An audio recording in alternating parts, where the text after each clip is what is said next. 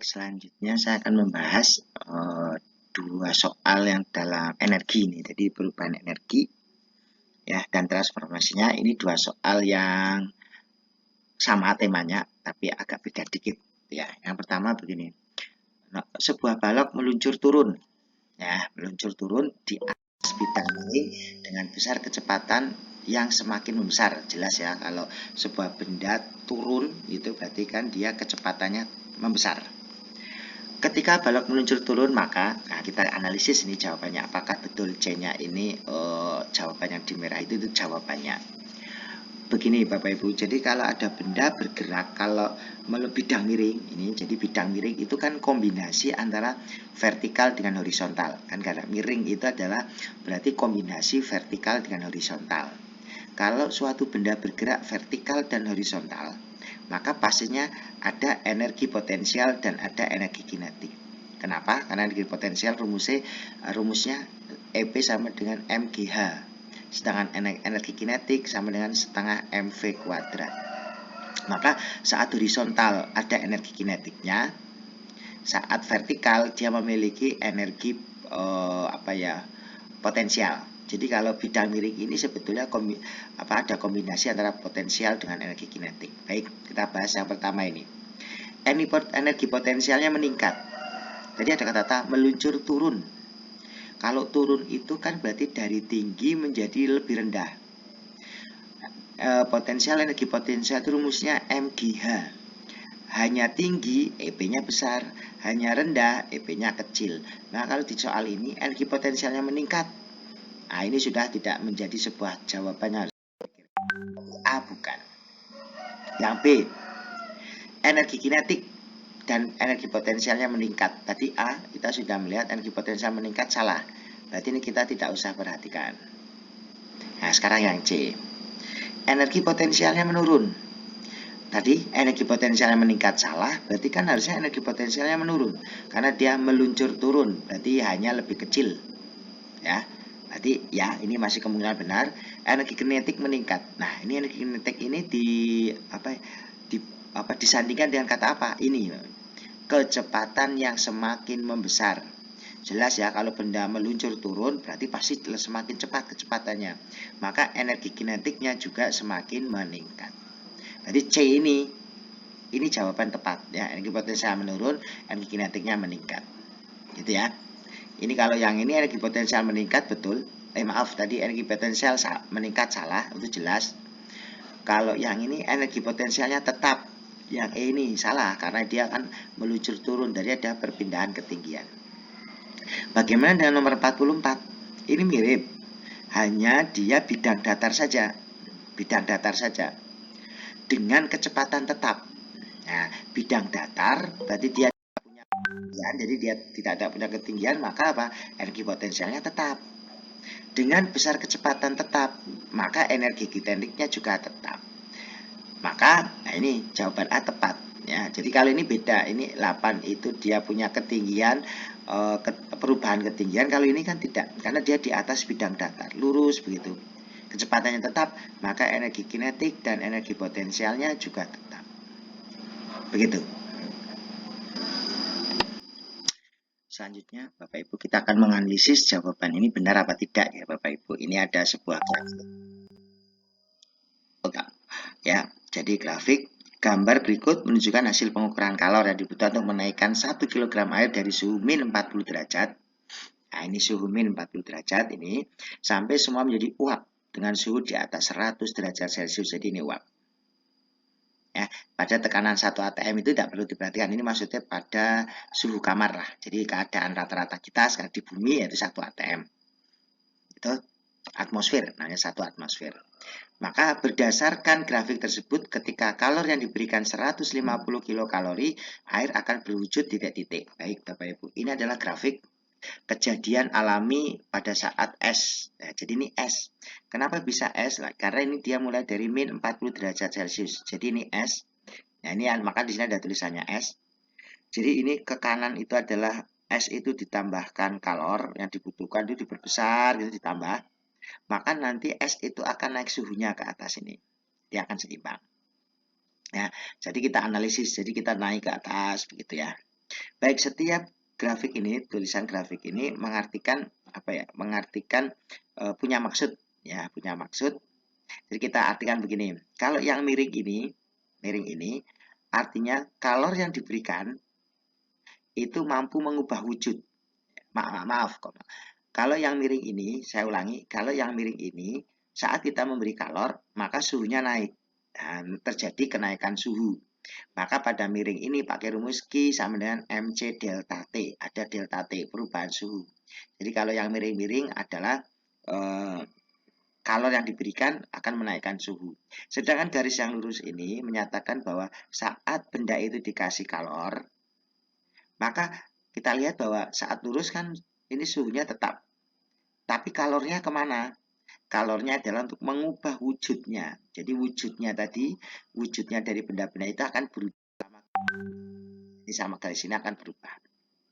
Gitu Bapak Ibu. Nah, sekarang pertanyaannya, ketika kalau diberikan 150 kilokalori, berarti di sini Bapak Ibu. 150 kilokalori berarti di sini. Apa yang terjadi dengan benda ini? Kalau kita analisa ini, saat es dikasih kalor hingga 20 kilokalori, maka suhu es naik sampai ke 0. Ya, sampai ke 0. Pada posisi ini, es secara normal alami, es akan mulai mencair. Mulai ya, berarti tetesan pertama. Tes begitu, tetesan pertama ini. Pada proses berikutnya netes sampai sini esnya jadi air. Maka kalau ada pertanyaan, berapakah pada saat keadaan ini, di sini misalnya di daerah ini, berarti ini ada esnya, ada airnya, gitu ya. Jadi ini ada es, ada airnya. Jadi kalau ini mulai tek ini es batu, kemudian ada tetesan pertama. Nah kalau yang ini berarti semua sudah menjadi air. Jadi tadi dinaikkan suhunya, ini semua menjadi air. Ini air ini. Nah, maka secara logika ini bahwa posisi ini kan tadi ini sudah untuk berubah wujud ini. Tadinya padat menjadi cair. Berarti ini posisi mencair. Nah, berarti ini air semua. Maka pada saat posisi miring ini, maka posisi es itu sudah menjadi cair. Ya, menjadi air. Maka jawaban di sini adalah cair, itu berarti betul. Ya, jadi ini jawaban di soal ini, kita analisa ini adalah tepat, yaitu jawabannya cair. Nah, baik, soal berikutnya yaitu tentang kemagnetan. Dan di sini kemagnetannya digunakan dalam prinsip transformator. Kita bahas gambar di bawah melukiskan transformator ideal. Transformator ideal itu transformator yang efisiensinya 100%. Artinya energi atau daya dari primer itu akan sama dengan daya pada sekunder. Jadi ideal. Kumparan primer dihubungkan dengan sumber tegangan dan kumparan sekundernya dihubungkan dengan sebuah lampu. Maka kondisi lampu akan titik-titik. Baik, kita akan bahas ya, kita akan bahas analisis ya satu persatu untuk lampu ini ya Bapak Ibu. Baik, kita akan mengubah. Nah, ini yang pertama kita akan membahas ini. Yang A, normal kondisi lampu ini ya Bapak Ibu. Ini lampu. Normal terangnya bila lilitan primer dirubah. Apapun kejadiannya, baik primer ataupun sekunder diubah, terjadi perubahan, ya pasti lampunya itu normalnya tidak terang. Hanya tidak normal, ya maaf, terangnya tidak normal. Karena ada perubahan dari jumlah lilitan ini. Karena jumlah lilitan ini akan mempengaruhi kuat arus atau daya yang dihasilkan di sekunder. Pasti kalau primernya, ini primer Bapak Ibu, jadi yang lilitan yang satu tempat dengan ini sumber arus, ini tegangan 200 volt, karena transformator itu gunanya untuk mengubah tegangan AC. Maka ini gambarnya adalah seperti ini. Ini adalah daerah primer. Jadi kalau ini primer dirubah, ya ini pasti akan berpengaruh. Berarti ini bukan. Ya, jadi normalnya tidak terang. Ya, normalnya harusnya tidak terang. B, redup bila tegangan primer ditambah. Nah, sekarang kita akan menganalisis ini. Redup terangnya lampu ini pasti akan pengaruh dengan kuat arus yang lewat. Itu Bapak Ibu, kuat arus yang lewat. Nah, tegangan ini, tegangan primer, kalau tegangan primer ini dinaikkan, bahwa pastinya kalau tegangan naik, pasti hasil yang di sini juga akan naik. Ya, dayanya, maaf. Jadi daya ini hubungannya dengan daya. Bukan kuat arus tapi daya. Jadi kalau tegangannya ini dinaikkan, pasti di sini juga tegangannya akan naik. Kalau tegangan naik, pastinya lampunya akan terang. Jadi pastinya itu sudah. Jadi V sekunder itu V primer sebanding dengan V sekunder. V-nya naik, V primernya naik, V sekundernya juga naik. Maka kalau ini naik, harusnya lampunya terang.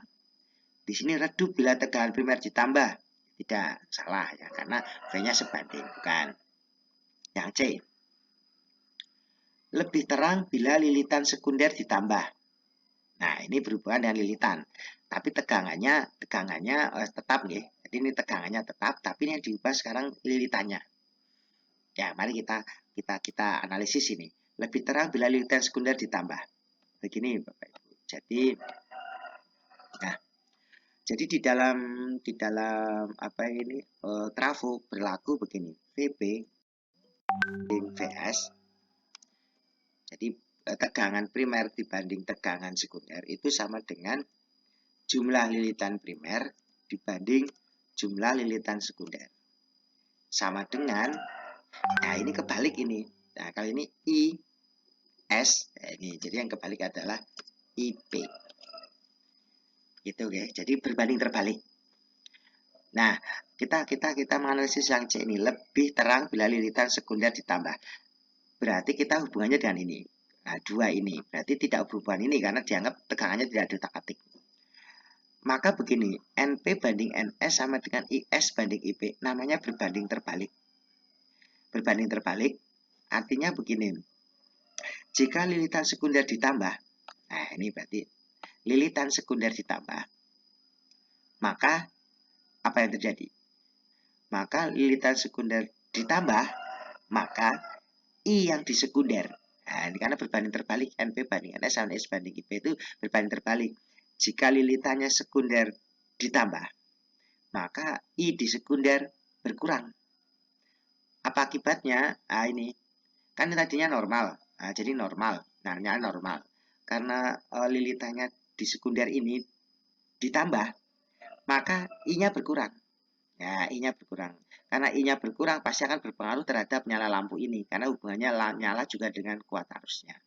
Berarti lampu ini harusnya lebih redup. Ya, lebih redup. Maka jawabannya yang ini.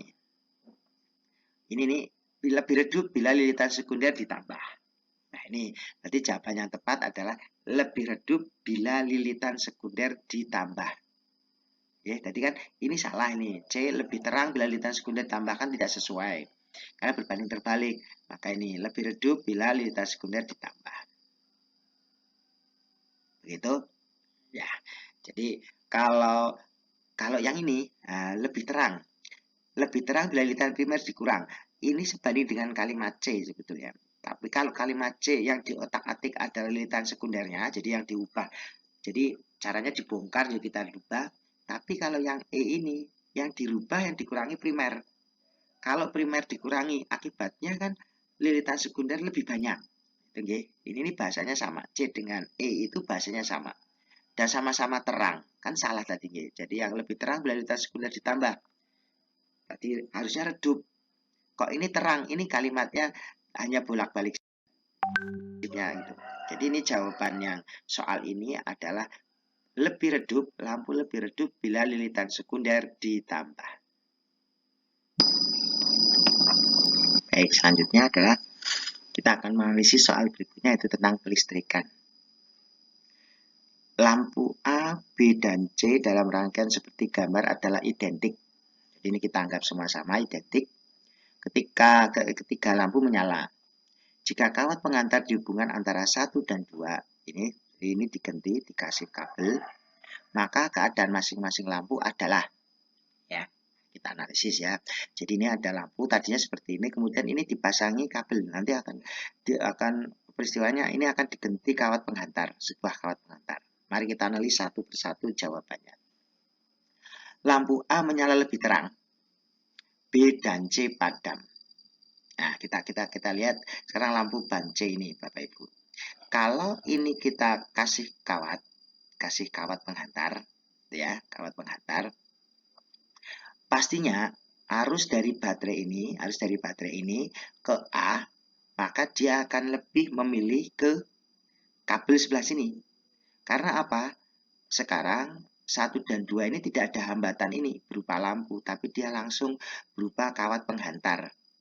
Maka pastinya listrik itu akan mencari, arus listrik akan mencari jalur yang tanpa hambatan. Yaitu apa tadi? Kawat penghantarnya tadi. Nah, maka arus dari A ini tidak ada yang ke B, karena dia langsung menulis di sini, tidak ada yang ke C. Maka apa yang terjadi? B dan C padam, gitu ya. Ini B dan C. Kemudian secara total hambatan totalnya maka akan menjadi lebih kecil.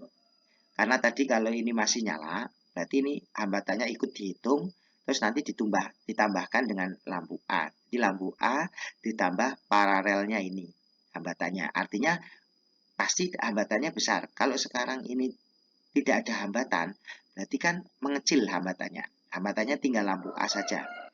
Maka pastinya lampu A menyala lebih terang, betul? Karena hambatannya ini sekarang sudah tidak ada. B dan C padam, betul? Karena tidak ada arus yang mengalir melalui lampu BC ini. Gitu ya. Kalau B, lampu A menyala lebih redup, B dan C padam. Ini peristiwanya sama dengan A, tapi ini lebih redup.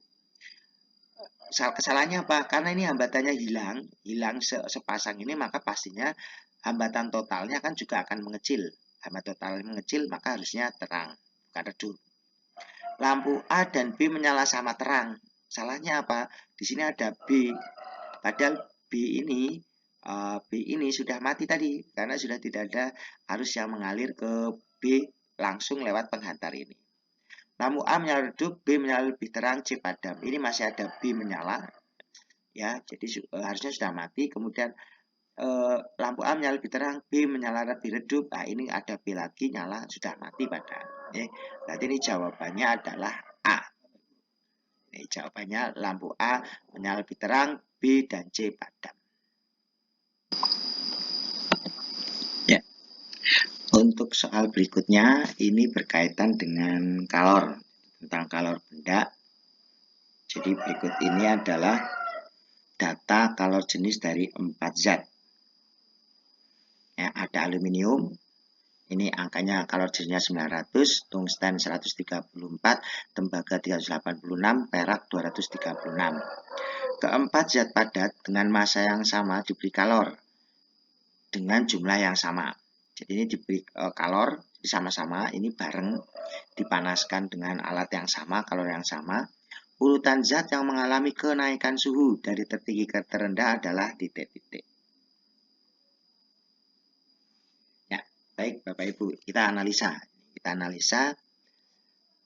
Apa sih arti kalor jenis ini? Jadi ini kalor jenis itu satuannya. Satuannya itu joule per kilogram derajat Celcius. Artinya, misalnya aluminium ini artinya bahwa aluminium itu naik setiap 1 kilogram itu membutuhkan 900 joule untuk naik 1 derajat. Jadi kalau setiap 1 kilo untuk naik 1 derajat itu butuhnya 900. Nah, angka 900 dengan 134 dilogikakan dengan apa? Dengan panasnya api. Jadi berarti kalau 900 itu berarti apinya sangat panas. Itu kalor jenisnya. Jadi kalornya butuh besar. Kalau yang ini kalor sedikit saja, ini kalau 134 itu kecil saja dia sudah naik. Jadi itu dilogikakan begitu. Jadi ini berarti ini butuh besar, butuh panas besar untuk bisa menaikkan suhunya. Begitu. Nah, dari analisa ini bisa kita lihat bahwa mana kenaikan suhu dari yang tertinggi. Berarti naik suhunya tertinggi kalau apa? Sedikit saja 134 ini. Nah, ini tungsten ini berarti dia akan naik lebih cepat. Ya, karena kan tadi di logika ini dipanaskan dengan kalor yang sama, maka pastinya dia akan naik dulu yang 134 karena 134 dia udah naik 1 derajat. Yang 900 belum. Jadi dia belum naik karena dia belum panas sampai 900. Harus sampai 900 joule dulu. Ini nanti, ini belum. Nah, ini tadi sudah naik, nanti baru 236, kemudian 386, baru yang 900. Jadi 900 ini butuh kalor besar agar dia naik 1 derajat. Gitu ya. Jadi urutannya adalah berarti ini tungsten, kemudian perak, baru tembaga, terus aluminium. Berarti yang soal ini jawabannya adalah C.